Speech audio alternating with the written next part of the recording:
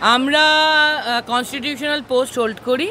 আমরা সেই জায়গা থেকে মনে করি যে জুডিশিয়ারির ওপর আমাদের পূর্ণ আস্থা আছে, তাই সুপ্রিম কোর্ট যেই রায় দিয়ে থাকুক আমরা সেটা মেনে নিচ্ছি। কিন্তু যারা এই রায়ের ফলে ভিকটিম হয়েছেন তাদের প্রতি আমাদের সরকার সংবেদনশীল এবং সমবেদনাপূর্ণ, এবং আমাদের জুডিশিয়ারির থেকেও হয়তো বেশি মমতা বন্দ্যোপাধ্যায়ের ওপর আমার ব্যক্তিগতভাবে আস্থা আরও বেশি। তাই আমরা জানি যে ইদানিংকালে যা যা ঘটছে বাংলায়, প্রতি ক্ষেত্রে মমতা বন্দ্যোপাধ্যায়ের সামনে দাঁড়িয়ে সেটা সামলাচ্ছেন এবং তার সমাধান সূত্র দিচ্ছেন। যেমন আরজি করের বিষয়েও তিনি সমাধান সূত্র বার করেছিলেন, তেমন এই চাকরি প্রার্থীদের ক্ষেত্রেও তিনি ইতিমধ্যেই তাদের সঙ্গে বসেছেন এবং সমাধান সূত্র দিয়েছেন।